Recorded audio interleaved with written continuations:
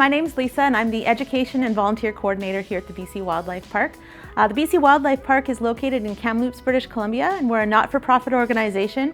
And our motto here is conservation through education. So we just love to teach people about the amazing wildlife that's here in British Columbia. Speaking of amazing wildlife in British Columbia, today we're talking snakes. Not just any snake, we're talking rubber boas. So just wait one moment, I'm gonna go grab our special guest and I'll be right back. All right, so here I am at Karina's habitat. Karina is the resident rubber boa here at the BC Wildlife Park. She's a native species to British Columbia. And what's really cool, she's actually the only boa species, a true constrictor, that lives here in the province. Now what makes that really interesting is that she's related to some pretty famous snakes. And some of the snakes that you may recognize the name of consist of reticulated pythons and anacondas. So I don't know if you know what an anaconda is, but they're massive. And it's pretty cool that we have a snake here in British Columbia that's related to it.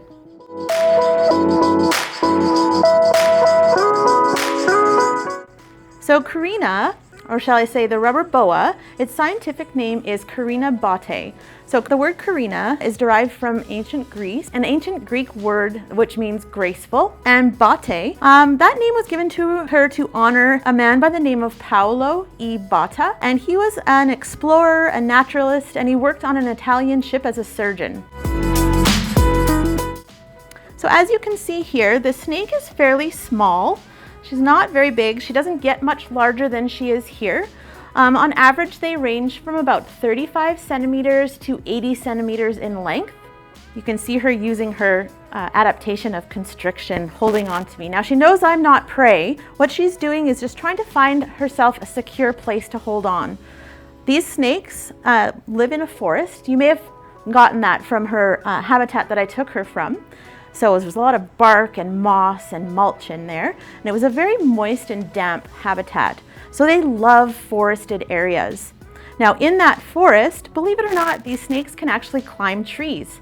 So what she's doing is treating my hand like a tree branch right now. Not only can they climb trees, but they can also swim, and they love to burrow. You may have noticed that I had to kind of find my way under the bark and under the mulch to get her out. So that is something very characteristic to what this snake will do. Now you might be wondering where you would find these snakes. I did talk about habitat and what type of environment or habitat they live in, but I didn't actually tell you where you would find them in our province. So they are found in southern British Columbia, but as far north as Williams Lake. They are found in the United States as well, but more of the westernly states. They are carnivorous, so that means they only eat meat. They eat small rodents. They'll also eat amphibians. They'll eat insects. They will eat small birds if they can catch them. And they'll also eat other small mammals. The rubber boa has a very unique nickname. Now, before I tell you what it is, let's take a close look at Karina's head and tail. Do you notice anything interesting about the head and tail? I'll give you a second to check it out. If you guessed that they look very similar, you'd be right. In fact, the head and the tail look so similar that they've been given the nickname the two-headed snake. Now, how would having this feature be helpful for rubber boas? Well, for a couple of reasons. So one way having a tail that looks like its head is helpful is when the snake hunts. As I mentioned, rubber boas eat a variety of prey, including mice, and they happen to love baby mice, or nestlings in particular. The only challenge is that baby mice will have a mother mouse protecting them.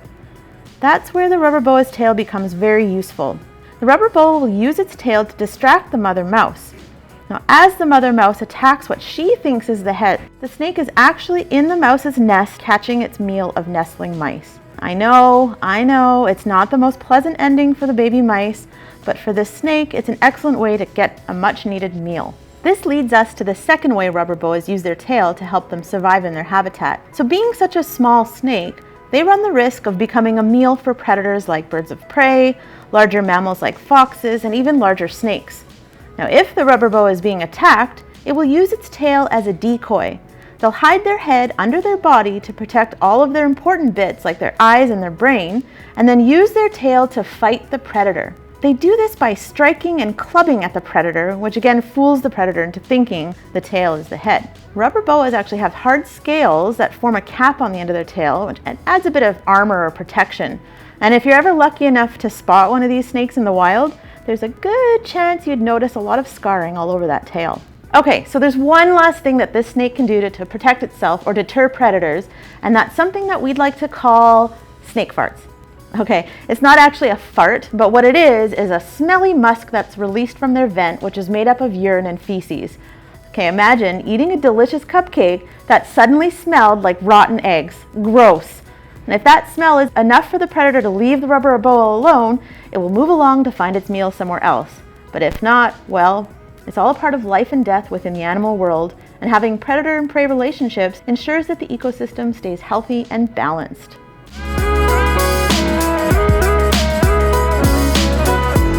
So I've mentioned the vent a couple of times. Let's take a close look at the underside of Karina here. So the vent is located on the underside of the snake's body right about here. So this is where the smelly musk is released. Also, there's a structure within the vent called the cloaca. Within this structure is where all of the snake's reproductive organs are located, as well as an exit point for all feces and urine. Interestingly, the Latin word for cloaca is actually sewer. It's kind of suiting if you ask me.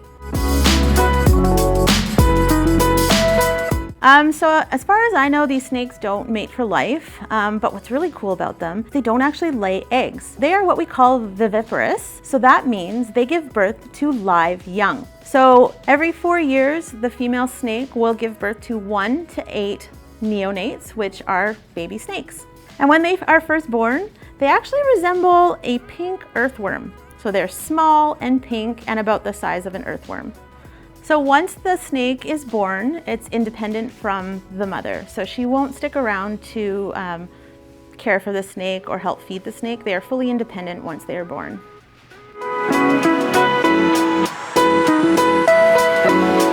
So I'm often asked if you can tell the difference between a male and female snake, and my short answer is no. At first glance anyway, there's no way to know whether the snake is male or female. But in order to find out, an expert must do an internal investigation by checking out the reproductive organs, which are on the inside of the body, or by doing genetic testing. A really neat physical characteristic that can sometimes be seen on the rubber boa is something called vestigial limbs or spurs. These are remnants of limbs that can be found on boa constrictors and are more prominent on males. This feature is one way that we can tell rubber boas are part of the boa family. But another way we know this snake is a boa is the fact that it constricts. What this means is that when the snake is hunting its prey, it will subdue it by squeezing until the prey's breathing and heart stops, and then it will consume it whole. Now this snake is non-venomous and only uses constriction to dispatch its prey.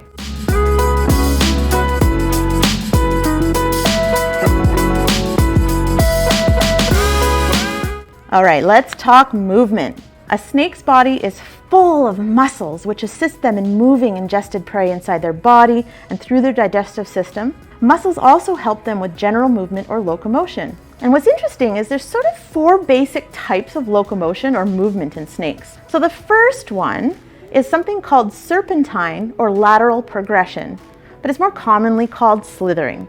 So this type of movement allows the snake to reach maximum speeds and helps with swimming. And really, it's the classic slithering movement that we would most likely think of when we're imagining a snake moving along. So the second type of movement is called rectilinear locomotion. This type of movement is common for larger, heavy-bodied snakes, and it allows them to move in straight lines or even sometimes appear to be moving like a caterpillar or inchworm. So this is how the rubber boa primarily moves. It is a common form of movement for boas in particular. It's not an obvious inchworm type movement with the rubber boa, but rather subtle. So this form of movement works with the help of the scales on the rubber boa's belly, which help to grip and propel the snake forward. Rectilinear movement also helps these snakes move across smooth surfaces and climb trees. The third type of movement is called sidewinding. This is when a snake moves in a sideways S pattern. It's really common with snakes that live in loose sand and deserts. And finally, the fourth type of movement is called concertina. Now this one is more of a technique used when climbing trees. So the snake's body bunches up, forming horizontal loops, and then the head moves forward and the body straightens. So if you were to picture an accordion or spring, it'd be something similar to that.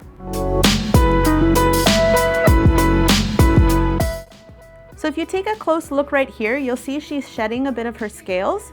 So snakes shed their scales every so often. How often they shed depends on a few factors.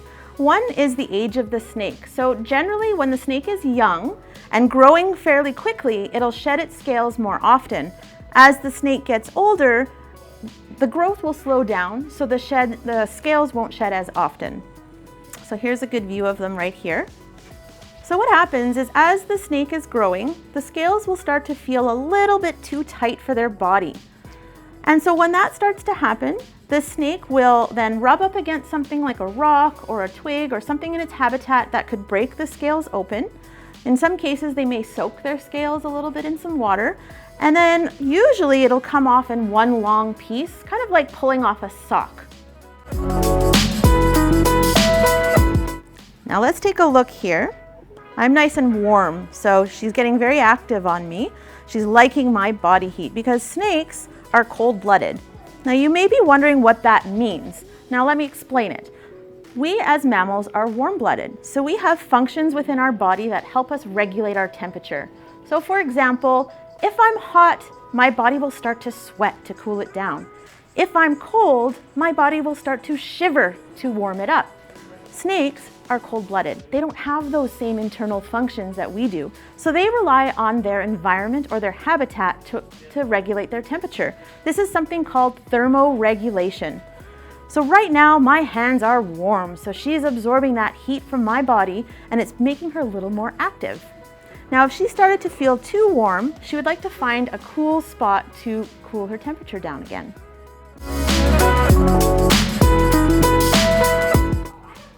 Another really cool thing about snakes, and I'll see if I can get a close-up for you here, is take a look at that tongue. You see how she's flicking her tongue around and it's forked at the end? She's not tasting my hand right now. What she's doing is actually helping herself smell. So snakes use their tongue to help them smell, which is really fascinating. The way they do this is they're actually flicking their tongue out and picking up tiny particles of scent. Once they've collected a lot of particles of scent, they bring their tongue into their mouth and they touch a very special organ on the roof of their mouth called the Jacobson's organ. Once that tongue touches the organ sends a message to their brain and tells them what exactly they are smelling. So they'll use this to figure out their surroundings, maybe find a mate, maybe find prey to eat, or then find out if maybe there's a predator nearby and they need to hide. Oftentimes I'm asked, do snakes have bones? And although sometimes it looks like there's no way a snake has any bones, I mean, just look at how flexible and rubbery it looks. But in fact, yes, snakes have bones. They have a lot of bones. So snakes can have anywhere from 150 to 500 vertebrae that run the length of their bodies, and then they have just as many pairs of ribs. So a really unique part of the snake skeleton is the makeup of the skull and teeth. Adaptations in the skull allows a snake to eat prey that is much, much larger than themselves. So for this to happen, the bones are connected by elastic ligaments which allow for a lot of stretch. The joint in the upper and lower jaw is placed fairly far back in the skull. This enables them to open their mouth as wide as possible. Also, the bones in the lower jaw aren't fused together at the front. So this means they can move their jaw laterally while the snake is swallowing large prey. Also, it has an additional bone called the quadrate bone attached to each side, which helps it open its mouth wider and alternatively moves the jaw on each side of the face, or walks the prey into its mouth. Not only are snakes able to walk their prey into their mouth with the help of the special bones and ligaments in their jaws, but they also have another adaptation that helps them swallow their prey: backwards curved teeth. Now I should mention that the type of teeth a snake has really depends on what method they use to capture and kill their prey. So for example, venomous snakes will have fangs which are used to inject their prey with venom, whereas constrictors, like the rubber boa, who are not venomous, have these backwards curved teeth. The teeth are angled towards the throat and act as hooks to prevent live prey from wiggling loose. Snake teeth are attached to the bone of the skull, and also they're able to grow back when lost. So a snake may actually have several sets of teeth throughout its lifetime. This is so important and necessary because teeth are often lost through the process of eating.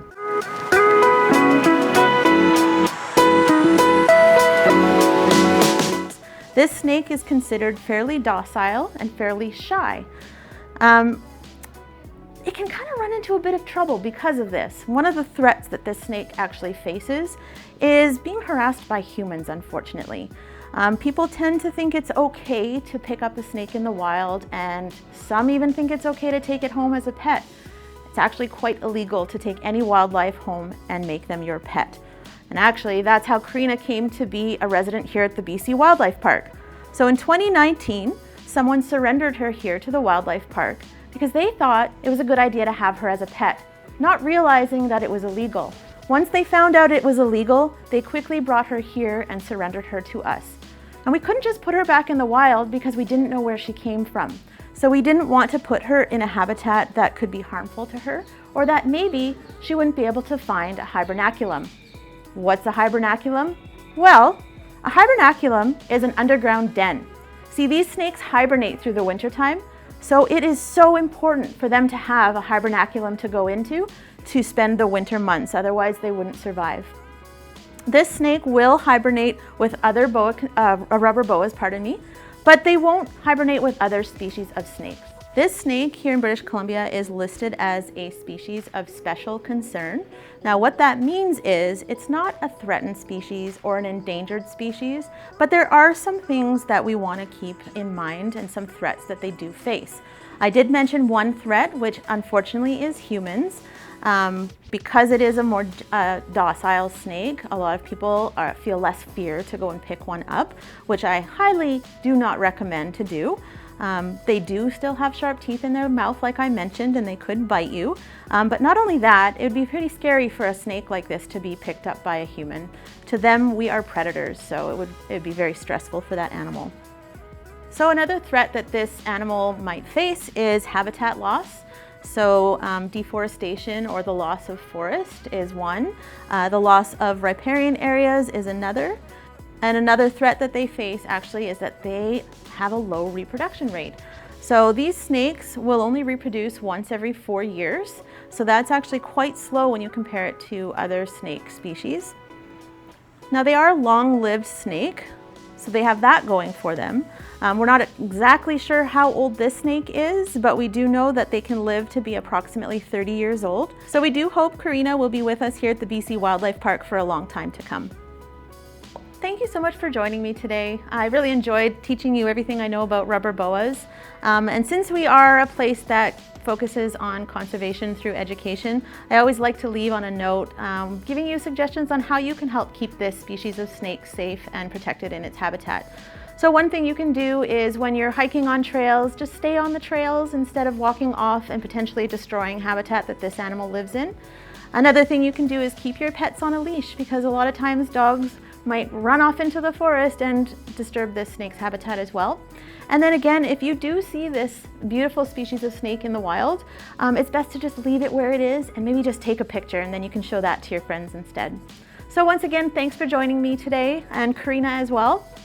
And if you'd like to learn more about the rubber boa or any of the other animals that are residents here at the BC Wildlife Park, please come on and visit us here in Kamloops, British Columbia.